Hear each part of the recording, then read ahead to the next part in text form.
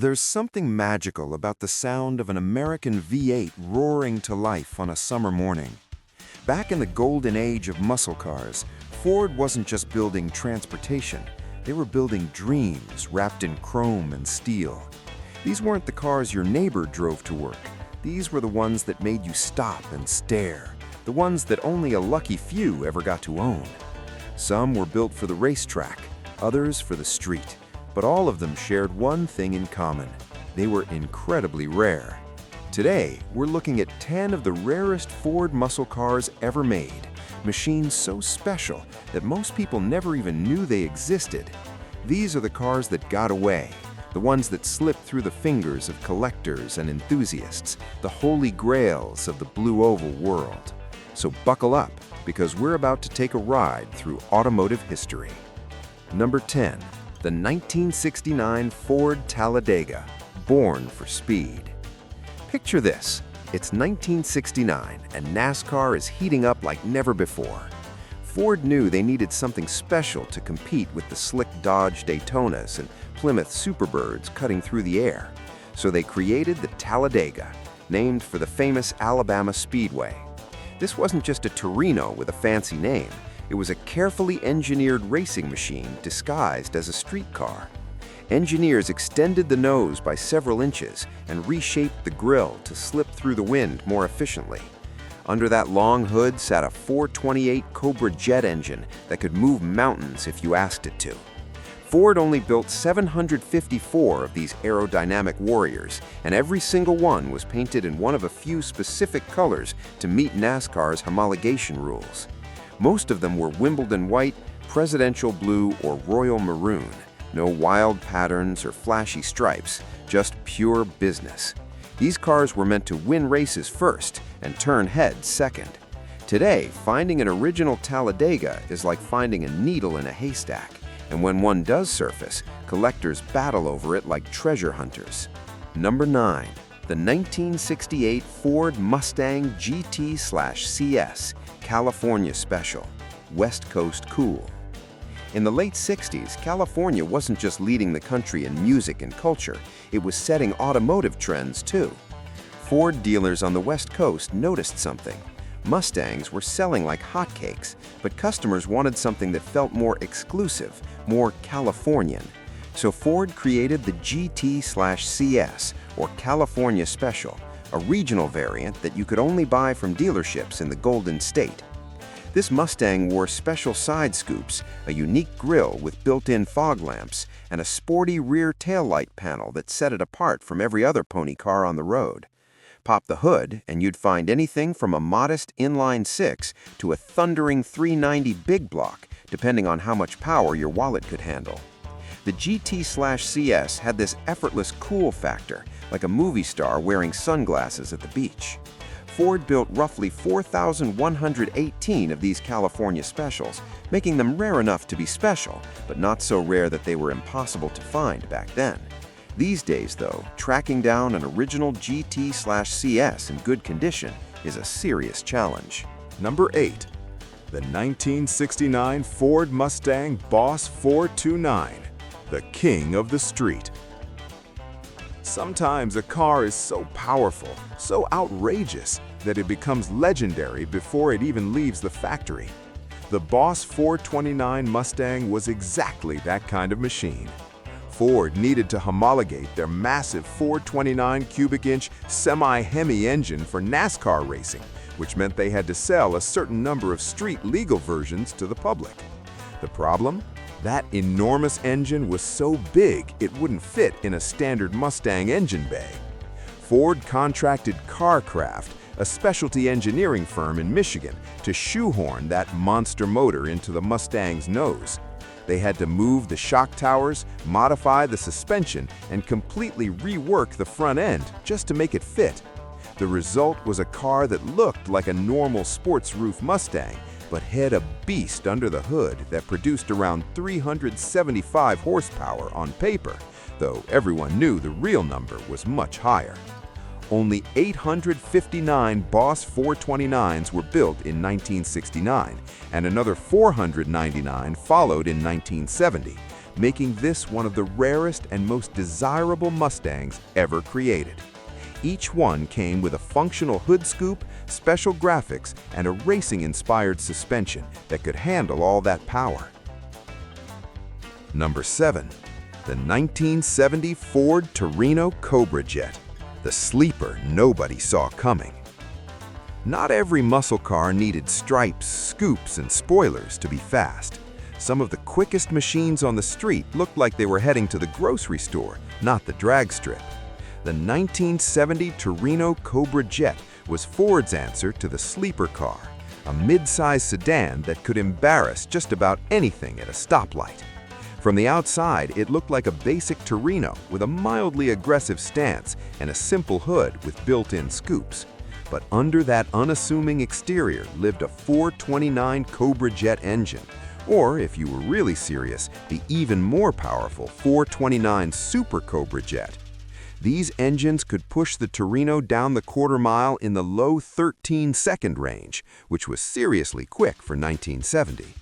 Ford didn't advertise the Torino Cobra Jet with the same fanfare as the Mustang or the GT40, so it flew under the radar for most buyers.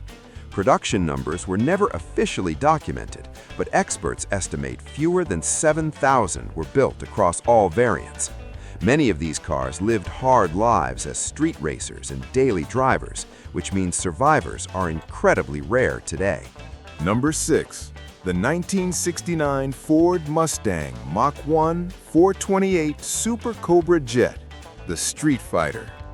When Ford introduced the Mach 1 in 1969, they wanted to create a Mustang that combined style and performance in equal measure. The Mach 1 came with all the visual goodies: matte black hood paint, racing stripes, spoilers, and special wheels. But the real magic happened when you checked the box for the 428 Super Cobra Jet engine. This wasn't just a standard motor, it was a race-bred power plant designed to dominate drag strips across America. The Super Cobra Jet came with stronger internals, an external oil cooler, and a drag pack that included a beefed-up traction lock differential. Ford rated it at 335 horsepower, but that was a conservative estimate meant to keep insurance companies happy. In reality, these engines were pushing well over 400 horses to the rear wheels. The combination of the Mach 1's aggressive styling and the Super Cobra Jet's brutal power created something truly special. Only a small percentage of Mach 1 buyers splurged for the Super Cobra Jet option, making these cars extremely rare. They were built for one purpose: to go fast in a straight line and look good doing it.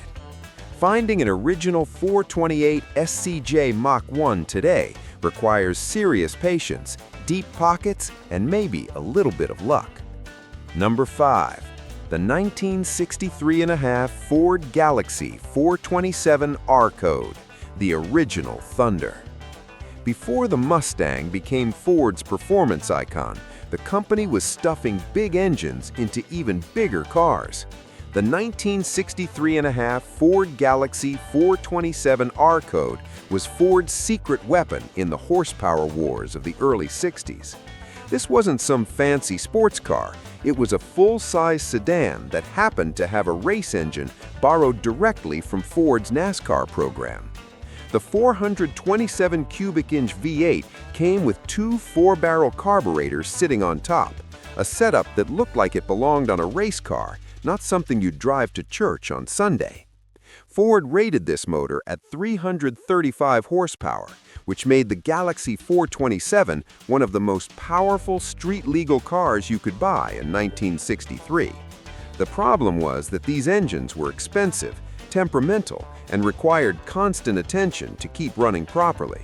Most buyers chose smaller, more reliable engines, which meant very few R-Code Galaxies ever left the factory. Experts believe somewhere around 200 were built, though exact numbers have been lost to history. These massive machines could hit the quarter mile in the low 13th second range, which was astonishing for a car that weighed over 3,800 pounds. The Galaxy 427 proved that Ford could build straight-line speed into anything, no matter how big or heavy. Today, these cars are the stuff of legend, rarely seen even at major car shows. Number 4. The 1968.5 Ford Cobra Jet Mustang, the game changer. Sometimes one car changes everything. In early 1968, Ford's Mustang was losing ground to faster competitors from Chevrolet, Pontiac, and Plymouth. So in April of that year, Ford unleashed the Cobra Jet Mustang, and suddenly the playing field got leveled. This mid-year introduction featured a brand new 428 Cobra Jet engine that combined the best parts from Ford's racing program into one street-legal package. The motor used 427 low-riser heads, a 735 CFM carburetor, and ram air induction to pump out an underrated 335 horsepower. In reality, these engines were making closer to 400 horses, and they proved it at the drag strip.